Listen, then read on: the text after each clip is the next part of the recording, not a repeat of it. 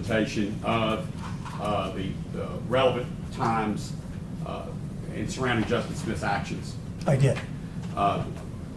Your Honor, this has been shown, and I'm prepared to play it. Do we want to dim the lights? I don't know. We can.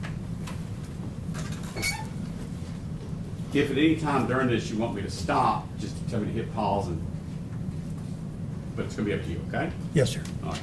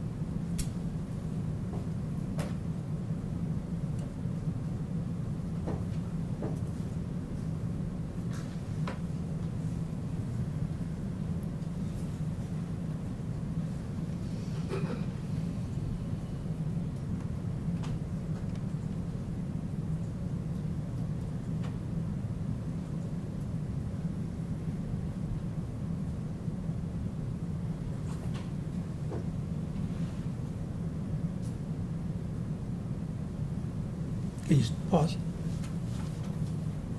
Trying, I'm sorry. It's okay. I'll go back 10 seconds, okay? Tell me when you hit pause.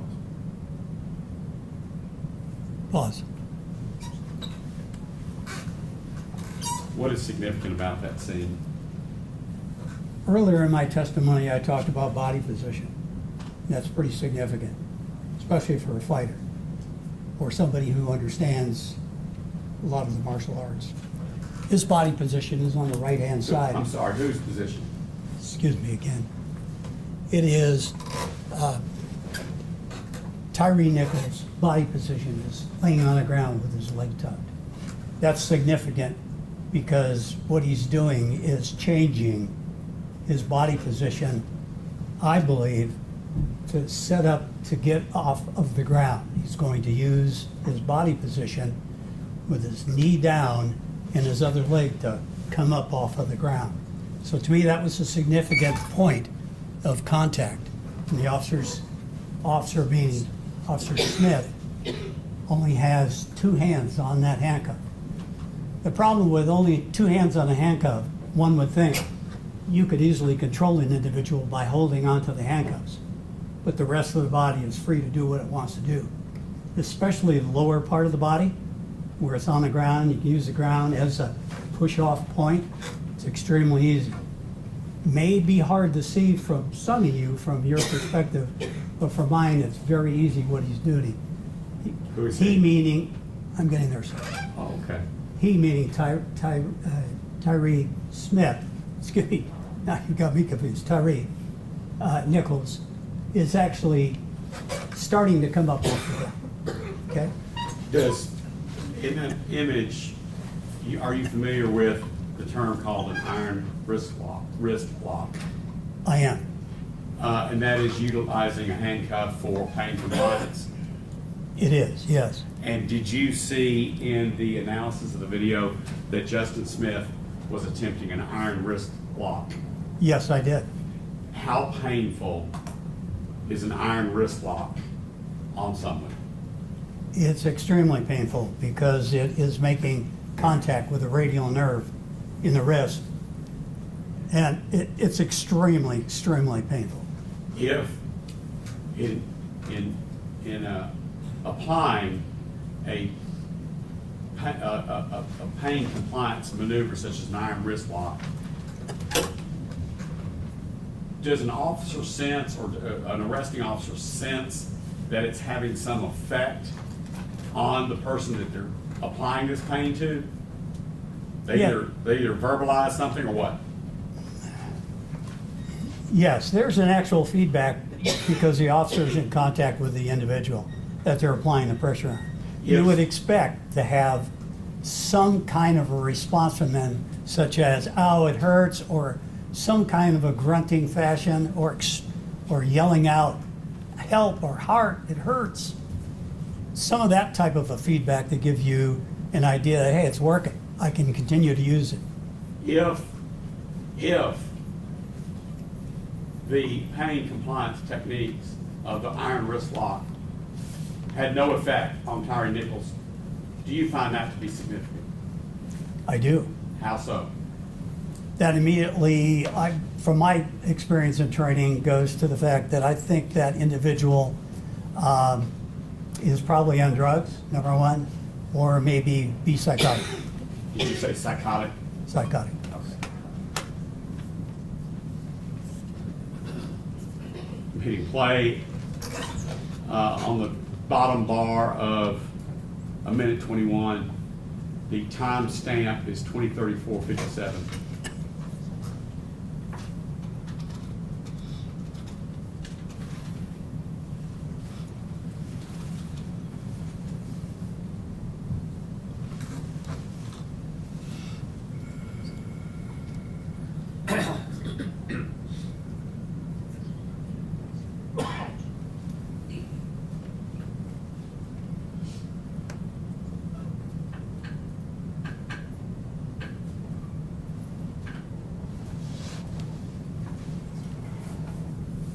Mr. Zwickey, what do you see both on video and on the animation, Mr. Nichols' right arm doing? I see Mr. Nichols' right arm being positioned in upward position at this point with Officer Smith, both hands on the handcuff. Well, let me get to where we go back to live video. Let me ask you.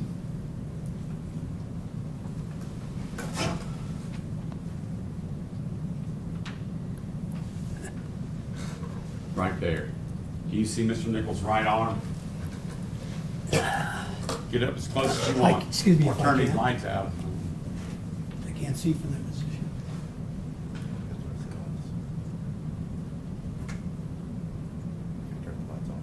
Off.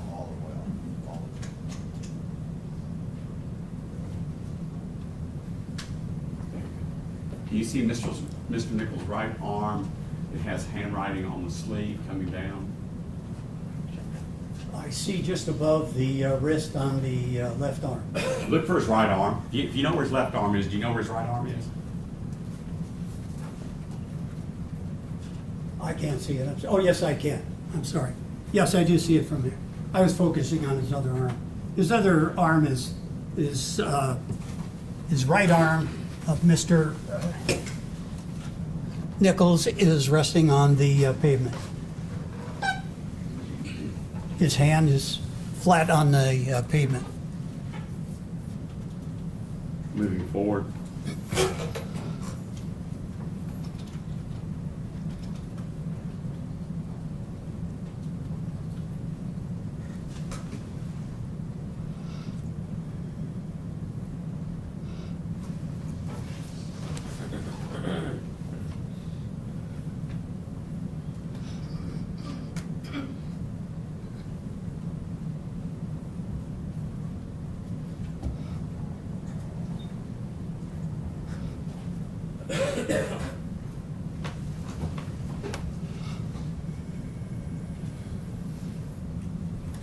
From the body positions of parties, the weight, and where Justin Smith has the handcuffs, do you have an opinion what Justin Smith is attempting to do?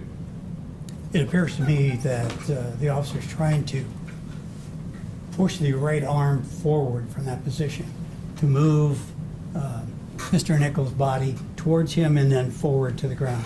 And there'll be a follow-up, I believe, just after these frames.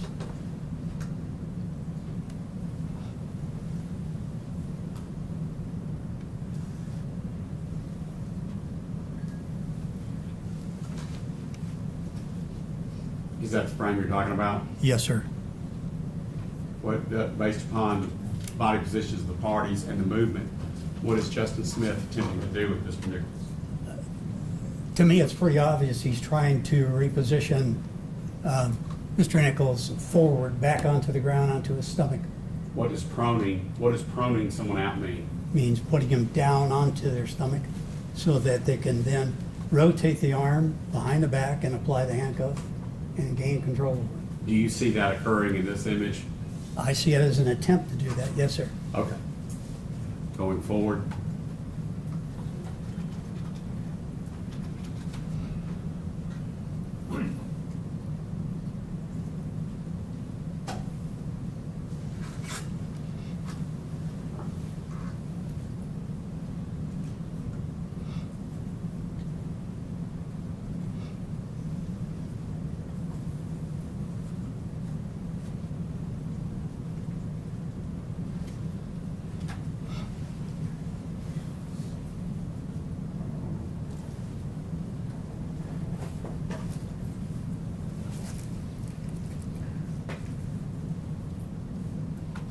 What is happening in this? That's a completion, basically what I was talking about earlier, about the pressure on the arm. Mr. Nichols now is up on his knees, and he's got his right hand placed on the ground, and it offers him a push-off point from the ground. Is he coming up? Where he could come up off of his feet and get into an erect position. Is Tyre Nichols coming up off the ground on his own? He is. He's not being pulled up. He's pulling himself up, or pushing himself up, yes. He's pushing himself up, but what is Justin Smith doing trying to avoid that? He's trying to push him down. Going forward? That's correct. No, I mean going forward. Okay.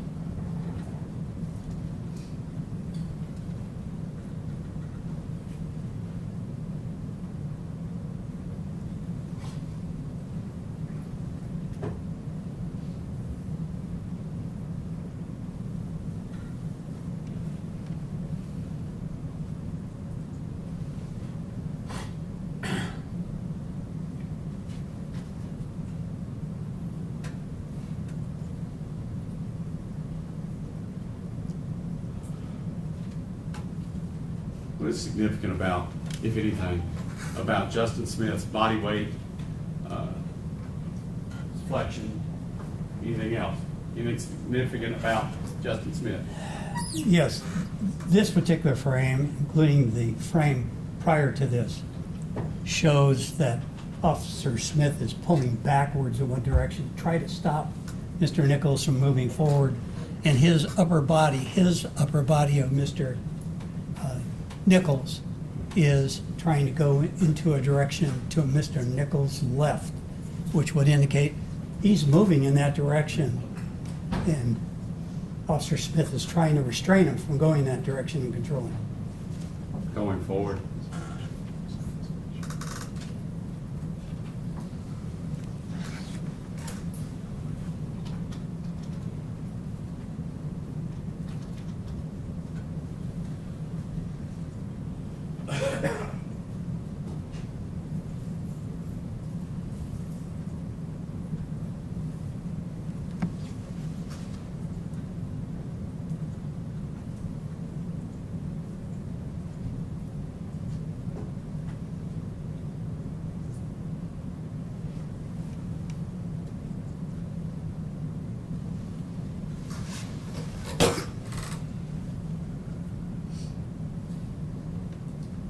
It appears there that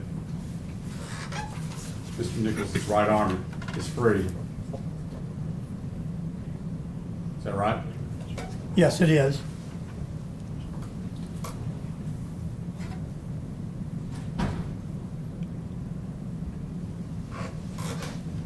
If you could pause. Well, you gotta tell me. Pause. Yeah. And I think it also illustrates if you look at Mr. Nichols' foot motion, that he is in motion. And the previous scenes that you just saw as well, if you were to look at the officers' feet, Officer Smith, Officer Bean, they're all in motion. There's no indication in my mind, looking at those particular frames, that Mr. Nichols was standing in one position and being held motionless so that he could be hit. I think that was a critical point to show that this happened so fast and it was continual in motion that there was no opportunity for a stop and pause and hold somebody into a fixed position so they could be hit. Going forwards.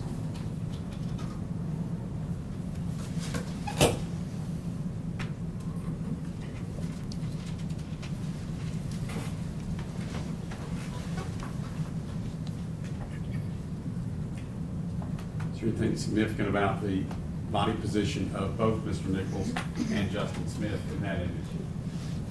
Well, it's clear to me, Justin Smith's feet are spread wide. He's trying to stop Mr. Nichols' motion from walking forward as Officer Smith is holding onto his arm. From the time the handcuff was placed on the left wrist, did Justin Smith ever let go of the left handcuff? I did not see any, no. Could he or should he let go of that handcuff? No, he shouldn't, number one. I didn't see it. I don't think he ever I'm not- released his hold. Yeah, I'm not Period. suggesting.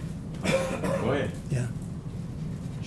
What would happen if he let go of it? And he shouldn't, because it could be a dangerous weapon for him. It How is so? a dangerous weapon. How If so? you get hit, an officer can be severely injured and even killed with a loose handcuff. Officers are trained in the academy, and I've trained officers over the last 50 years doing that. Do not let go of that handcuff. Hold on to it for your dear life. Going forward.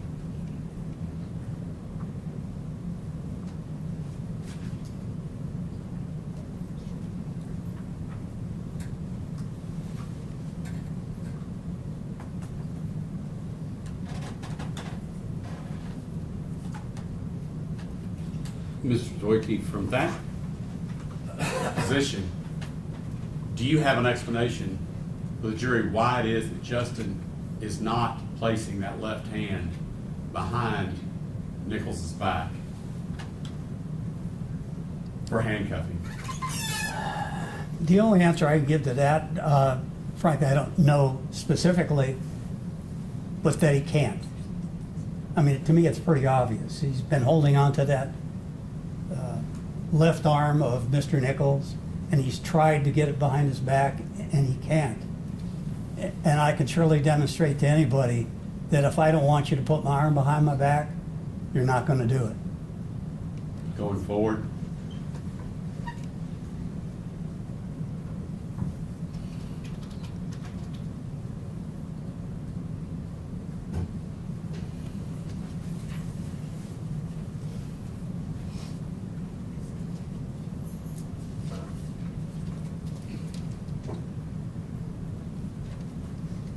All right, Mr. Zwickey.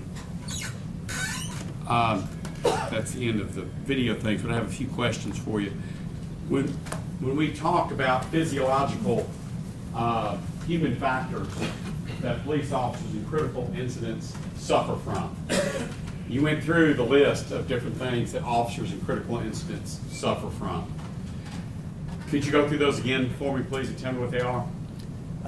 You're talking about tunnel vision, number Okay. one we talked about. Let's talk about tunnel vision Right. first. Okay. What is tunnel vision? Well, tunnel vision, simply put, is whenever you focus on something and you focus on something closely, as an example, my phone. If I look at my phone in front of me and I look at all of you, I can see you.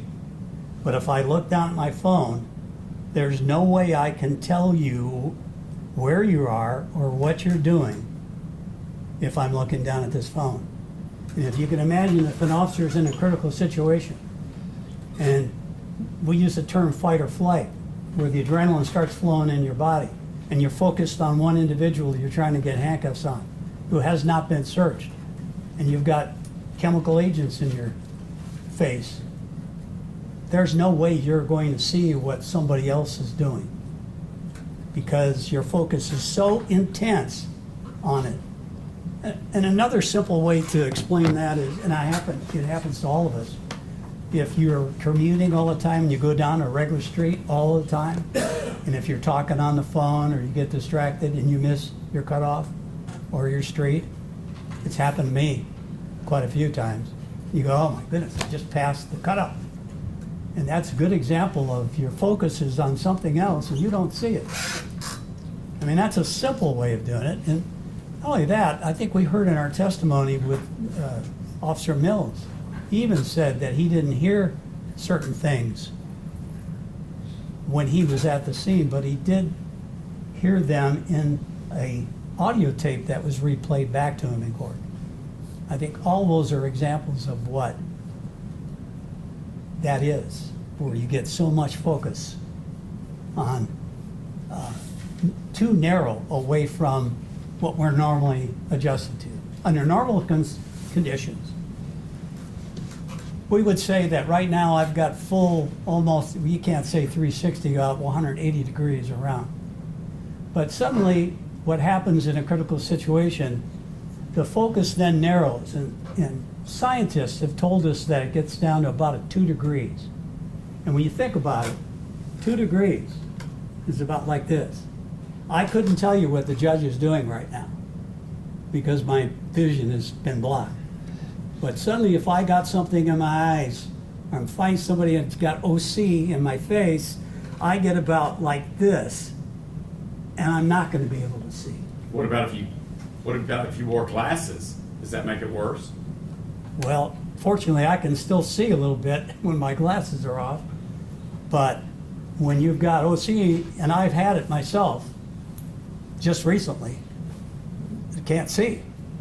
It's all blurry and it hurts my eyes. We talked about Mills' earlier testimony that he could not recall until he had watched the video later certain things having been said on the scene. Is that an example of what? Is that called auditory what? Exclusion, basically, or narrowing as well. It's the brain that basically just shuts down your hearing. It's a protective mechanism. I know occurs because I've experienced, other officers have experienced it. I've interviewed probably over 100 police officers during my tenure in critical incidents of what they heard, what they saw. They were all affected by those phenomena. The example of the field of vision going down to 2 degrees and then even getting narrower that you did with your hands. Yes, sir. When you're in a critical incident and you're focused, let's say, on a set of handcuffs. Based upon that evidence, based upon what your opinions are, did Justin Smith have any capability of seeing what was going on around him? I do not believe so, no. That's all I have, Your Honor. Mr. Perry? No question. Mr. Witness, Your Honor. All right, State.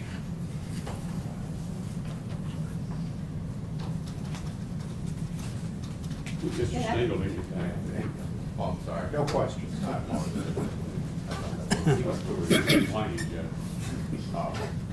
Thank you, Judge. Good afternoon, Mr. Zwickey. Afternoon. You talked in the very beginning about being, having testified as a friend of the court. Yes, ma'am. What year did you say that was? I think it was in 1986, 87. And you've just done it that one time? Yes, ma'am. In 87? Either year, one of the two. 86, It's been quite a long time, yes, ma'am. And to be clear, you're not here testifying as a friend of the court? No. You're But I am here, friendly to the court, but I'm not testifying. you're here testifying on Yes. behalf of Justin Smith, correct? That's correct. Who is paying you? The PORAC, I believe, What is that? it's a peace officers organization that these officers are a member of, and they're paying for his legal defense, their legal defense. You testified at the federal trial, I did. and now you're testifying here. Yes, ma'am. Do you get paid by the hour, by the case, by the trial? How does that work? It depends on what kind of work that I do. In this case, In this case, I'll be paid for testifying today, for traveling from Idaho, California to here. do you get paid for every day you've been sitting in this courtroom watching the trial? Not that I'm aware of. Do you get paid for your time reviewing the file? For this particular case? Yes, No, all I've my already questions will be reviewed it. about this No. case. I'm sorry, sir? No, I have not. You didn't get paid for reviewing the file? No, ma'am, I did not. Tell me what all you reviewed again. You mentioned a little bit in the beginning. What all did you review? Well, I would have to list, I don't have everything in front of me, but all of the discovery from the state and the federal, and all of the video evidence as well. When was the last time you were actually an officer, law enforcement? Because now you're a professional witness, would that be fair to say? I do that on site as a professional consultant, yes, ma'am. So when was the last time you were an officer? Last time was 2011.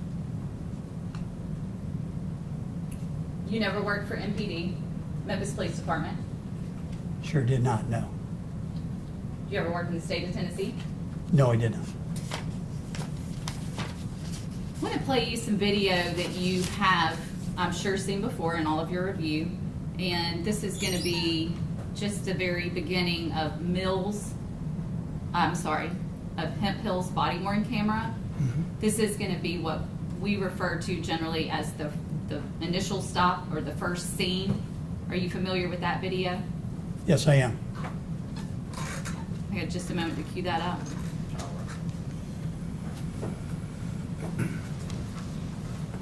Playing Hemp Hill's body-worn camera from the beginning. And we're just going to go through sort of the stop, and then I'll ask you a few questions. Certainly.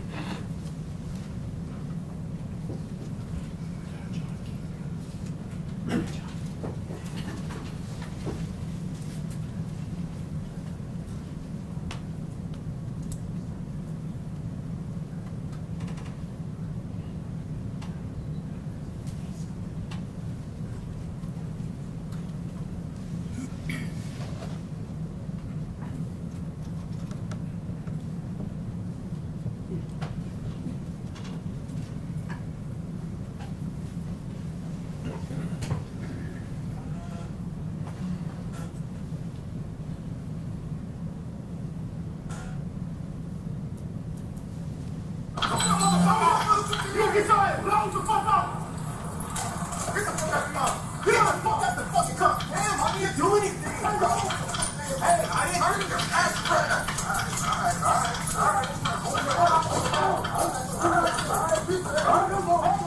You don't do that, okay? Get on the fucking ground! Get on the ground! Take your ass! I'm on the ground. That's all right. Get on the ground! Take you! Get on the ground! One! Now! Alright, okay. Okay, dude, damn! Put your hands! Bitch, put your hands behind your back! Okay, knock your ass the fuck out! You guys are really doing a lot right now. Bro, damn! I'm just trying to go home! Man, if you don't lay down, I ain't moving the ground! Put your hand on your stomach! I am! Spread. Stop! I'm not doing it!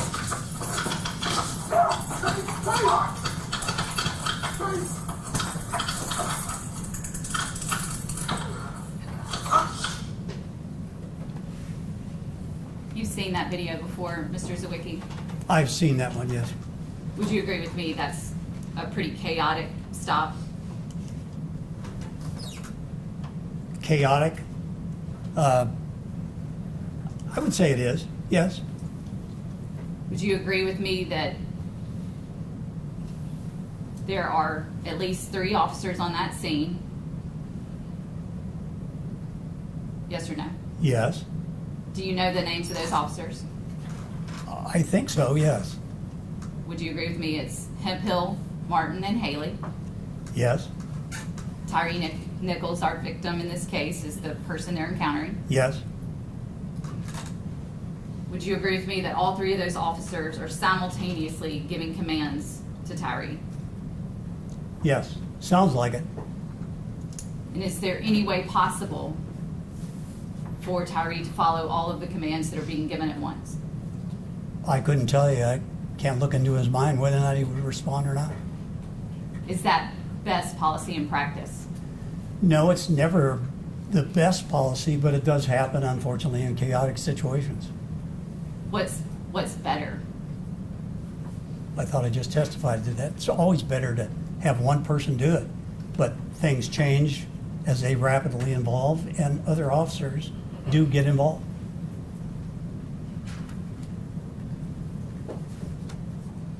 You've testified you're familiar with the video as well as all the discovery in the case.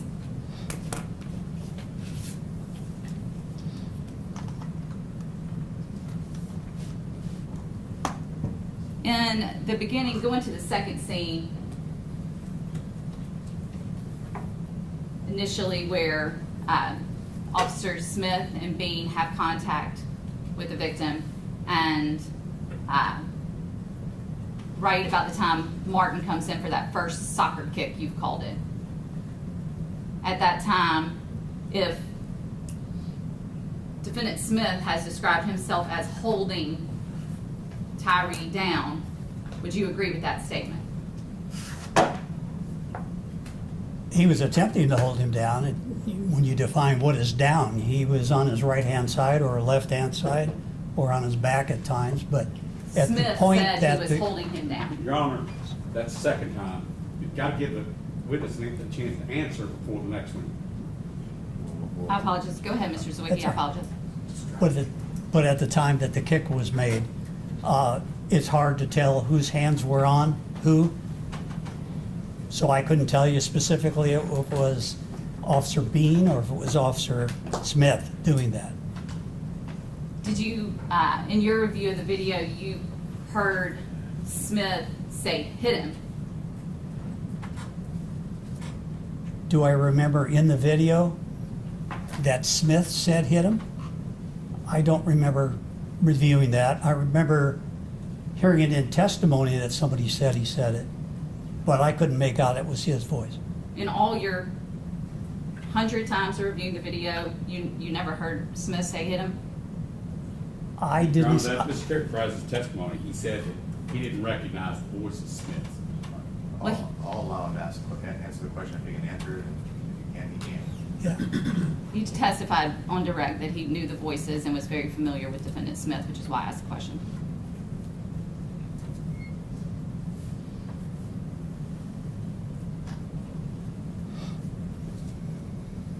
Defendant Smith said that after the punches from Martin, he should have intervened.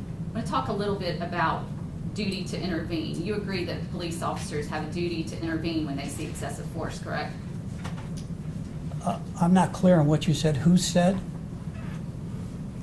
Clarify that. I'll back it up. Please. You agree with me that officers have a duty to intervene when other officers are using excessive force? Legally, they do. Yeah, absolutely. And if Officer Smith said that after those punches from Martin, he had a duty to Let me intervene. approach